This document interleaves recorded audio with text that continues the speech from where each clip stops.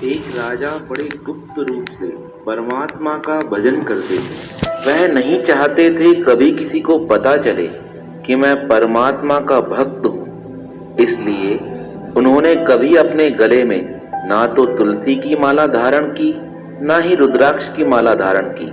कोई अगर उन्हें कहता हम तुम्हारे मस्तक पर तिलक लगा दें, तो वह तिलक लगाने के लिए भी मना कर देते थे। पर उनके मन में निरंतर परमात्मा का भजन सिमरन चलता रहता था।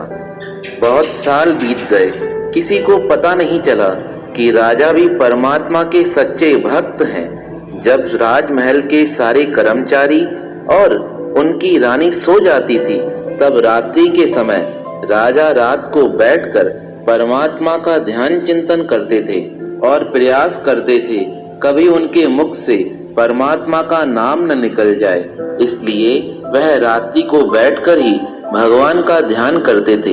एक दिन रानी के मन में विचार हुआ, हमारे राजमहल में सभी परमात्मा के भक्त हैं, सिर्फ एक राजा जी को छोड़कर। यह बात सोचकर रानी को बड़ा दुख होता था। वह बड़ा प्रयास करती थी संतों को बुलाकर किसी भी प्रकार से राजा के मुख से एक बार परमात्मा का नाम निकल जाए। पर राजा तो अंतर्निष्ठ भक्त थे, वह तो मन अंतर में ही परमात्मा को याद किया करते थे। उन्हें ऐसा लगता था अगर मेरी भक्ति संसार के समक्ष प्रकट हो जाएगी, हो सकता है किसी की नजर न लग जाए, कहीं परमात्मा मुझसे रूठ ना जाए। इसलिए वह अपनी भक्ति के बारे में किसी को बताते भी नहीं थे। पर परमात्मा अपने भक्तों को छिपाते कहाँ हैं? वह तो संसार के समक्ष अपने भक्तों को प्रकट कर देते हैं। भक्त करे पाताल में, प्रकट हो आकाश, रज्जब तीनों लोक में, छुपे न हरि का दास। जो हरि का दास होता है, परमात्मा तो उसे संसार के समक्ष प्रकट करके ही रखते हैं। एक दिन रात्रि के समय राजा और रानी अपने पलंग पर विश्राम कर रहे थे।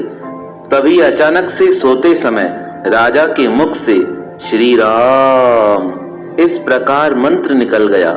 जब रानी ने यह शब्द सुना तो वह बड़ी प्रसन्न हो गई। दूसरे दिन प्रातःकाल उठते ही रानी ने अपने राजमहल के सभी कर्मचारियों को बुलाकर आदेश देकर कहा, जल्दी से जितना भी धन है वह सारा धन गरीबों में बांटा जाए। आज बड़ा भंडारा किया जाएगा। संतों को बुलाकर अपने स्थान पर भोजन कराया जाए, ब्राह्मणों को बुलाकर हवन किया जाए। सब तरफ खुशियों की लहर फैल गई। कर्मचारी विचार करने लगे, आज कोई ऐसा विशेष उत्सव तो है नहीं जो रानी इतना बड़ा कार्यक्रम कर रही है। पर रानी का आदेश मानकर सबने तैयारियां करना प्रारंभ कर दिया। जैसे ही राजा को खबर चली रानी कोई कार्यक्रम कर रही है, वह रानी के पास आकर पूछने लगे, हे महारानी, आज कौन सा कार्यक्रम है? तुमने इतने उत्साह के साथ भंडारा प्रारंभ करा दिया है, शहर में सजावट हो रही है, हवन प्रारंभ हो रहे हैं, संतों को बुलाकर भोजन कराया जा रहा है, ऐसी कौन सी बात घटित हुई है? तब रानी ने बड़े प्रसन्नता के साथ कहा, आज मेरे मन की इच्छा पूर्ण हो गई है। मैं इतने वर्षों से जिस बात का इंतजार कर रही थी, वह मेरी मनोकामना आज पूर्ण हो चुकी है। राजा कहने लगे, हे रानी साहिबा, आपकी कौन सी इच्छा पूर्ण हुई है जो आप इतना प्रसन्न हो?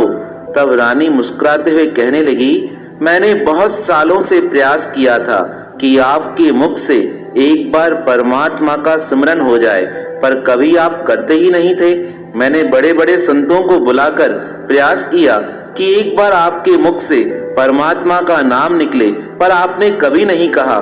पर कल रात को जब हम दोनों पलंग पर सो रहे थे, तभी आपके मुख से अचानक से श्री राम इस प्रकार मंत्र निकला। उस मंत्र को सुनकर मैं बड़ी प्रसन्न हो गई, इसलिए आज इस प्रसन्नता में मैंने यह उत्सव किया है। जब राजा ने रानी के मुख से यह बात सुनी, इस प्रकार सुनते ही राजा बड़े उदास हो गए। तब वह राजऋषि राजा रानी का हाथ पकड़कर कहने लगे, हे रानी, आज मैं लुट गया, अब मैं जीवित नहीं रह सकता हूँ।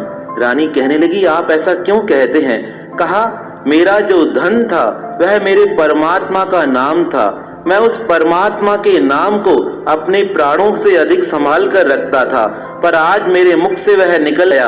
अब मेरे जीवन को जीने का कोई औचित्य नहीं है। अब मेरे प्राण मेरे शरीर में नहीं रह पाएंगे। मैंने प्रण किया था, अगर मेरे मुख से परमात्मा का शब्द कभी बाहर निकल जाएगा तो लोगों को मेरी भक्ति का पता चल जाएगा, और जिसकी भक्ति का लोगों को पता चल जाता है भगवान उससे नाराज हो जाते हैं। इसलिए कहा जाता है भक्ति एकांत में अकेले में की जाती है। पर आज मेरे मुख से अगर शब्द निकला है और वह शब्द तुमने सुना है, और कल रात की यह सारी बात अब तो सारे राजमहल में फैल चुकी है। मेरी भक्ति का सबको पता लग चुका है। अब मेरे प्राण मेरे शरीर में नहीं रह पाएंगे। इस प्रकार रोते रोते कहते हैं राजा उसी समय पलंग पर गिर पड़े, और रानी के देखते देखते राजा के प्राण शरीर से निकल गए। जब रानी ने देखा मेरे पतिदेव का शरीर शांत हो गया है, तब पति के वियोग में रानी के शरीर से भी प्राण निकल गए। तो ऐसे धर्मनिष्ठ भक्त जो नहीं चाहते थे कि मेरी भक्ति संसार के समक्ष कभी प्रकट हो, ऐसे भक्त परमात्मा को बड़े प्यारे होते हैं। और हम अपना स्वभाव देखें, हम 5 मिनट बैठकर भी अगर परमात्मा की भक्ति करते हैं तो यही सोचते हैं सारे संसार को पता लगना चाहिए कि आज मैंने परमात्मा को याद किया है, आज परमात्मा की भक्ति की है। और कभी हम भगवान के मंदिर में चले जाते हैं तो मंदिर में जाते ही भगवान से यह नहीं कहते कि हे भगवान आपका बहुत बहुत धन्यवाद है, आपकी कृपा से मेरा जीवन बड़ा सुंदर चल रहा है। हम क्या कहते हैं, हे भगवान आज मैं समय निकालकर आपके पास आया हूँ, आप मेरी यह मनोकामना पूर्ण कर देना। हमने भगवान को अपनी इच्छा पूर्ण करने वाला एक देवता मान लिया है। जैसे ही मंदिर में पहुँचते हैं कोई ना कोई कामना मन में उठ जाती है और यही प्रार्थना करते हैं अब मेरी यह कामना पूर्ण कर देना। और कहाँ ऐसे धर्मनिष्ठ भक्त जिन्होंने अपनी भक्ति को गुप्त रखा, और जैसे ही समाज के समक्ष उनकी भक्ति प्रकट हुई तब उन्होंने अपने शरीर का त्याग कर दिया। ऐसे भक्त वसल भगवान और ऐसे सत्य धर्मनिष्ठ भक्तों के पावन श्री चरणों में हमारा बारंबार प्रणाम है।